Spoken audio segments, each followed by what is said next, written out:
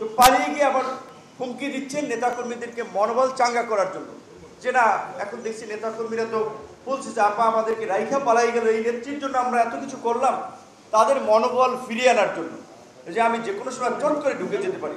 আবার আমাদের আজকের এই যে উপস্থাপক, তিনি তো পরিষ্কারভাবে বলছেন যে তিনি বুঝতে পারছেন যে আমরা তাকে ফিরিয়ে আনবো, ফিরিয়ে এনে জেলে আমরা তাকে ভরবো এবং তার সর্বোচ্চ শাস্তি হিসেবে যদি মৃত্যুদণ্ড হয়, মৃত্যুদণ্ড কার্যকর করবে।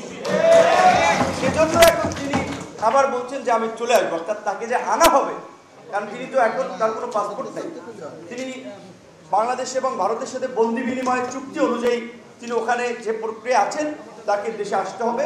এবং এটা তো সব দলের যাবে, এখানে এবি পার্টির পদ ভাই আছেন, এখানে আজকের প্রোগ্রামটা বিএনপির মুক্তিযোদ্ধা দলের সব মানুষই তো আমরা বারবার বলছি যে শেখ হাসিনা সহ এই আওয়ামী ফ্যাসিবাদের সাথে যারা জড়িত ছিল তাদের বিচার করে ইতিহাসে দৃষ্টান্ত স্থাপন করতে হবে, যেন আর কেউ ফ্যাসিস্ট হওয়ার সব মানে দুঃসাহস না দেখায়।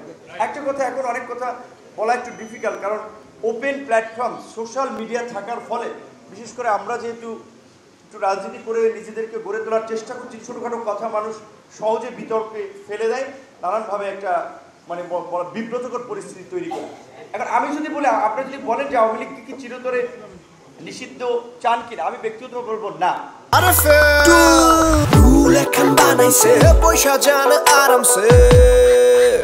আমি আন্তর্জাতিক অপরাধ ট্রাইব্যুনালের খসড়া আইনে যে ধারাটি হচ্ছে যে 10 বছরের জন্য নিষিদ্ধ, আমি মনে করি 10 বছরের জন্য নিষিদ্ধ করা দরকার। চিরতরে যদি নিষিদ্ধ করেন আওয়ামী লীগ নতুন রূপে ফিরবে। ইন্ডিয়ান পৃষ্ঠপোষকতা, এই দেশের যারা ইন্ডিয়ান এজেন্ট সহ আরো অন্যান্য পারিপার্শ্বিক শক্তিগুলো আছে তাদের পৃষ্ঠপোষকতা আপনি কালকে নিষিদ্ধ করবেন, 2 বছরের মধ্যে তারা আরেকটা ভাইব্রেন্ট শক্তিশালী দল হয়ে আপনার ফিরে আসবে। কারণ তাদের অন্তত 2-4 হাজার মানুষ আছে যারা হাজার কোটি টাকার মালিক। একজন টাকাওয়ালাই কালো টাকা কেউ গ্রেপ্তার হয়েছে? আওয়ামী লীগের মূল নেতৃত্ব পর্যায়ে একজন ব্যক্তি এখন পর্যন্ত গ্রেপ্তার হয়েছে? শেখ পরিবারের এত লোক একজনও গ্রেপ্তার হয়নি। অথচ আমরা কোনো উপদেষ্টাদের সাথে মিটিং করেছিলাম 1 মাস আগে, তখন শুনেছিলাম ওবায়দুল কাদের এবং এই গণহত্যার অনবদা এই কিলিংয়ের মাস্টারমাইন্ড আসাদুজ্জামান খান কামাল তিনি গ্রেপ্তার হবেন, কিন্তু এখন পর্যন্ত কিন্তু তার অগ্রগতি আমরা দেখিনি। কাজে এটা কিন্তু রহস্য এবং একটা শঙ্কা। তাহলে কি আওয়ামী লীগকে পুনরায় সংগঠিত হওয়ার জন্য স্পেসটা দেওয়া হচ্ছে কিনা? কিন্তু কোশ্চেন আমাদেরকে ভাবতে হচ্ছে। দিল্লি সহ পার্শ্ববর্তী দেশে যে সমস্ত শীর্ষ সন্ত্রাসীরা পলাতক ছিল ঢাকায় ঢুকেছে, জেলখানা থেকে শীর্ষ সন্ত্রাসীরা মুক্তি পেয়েছে।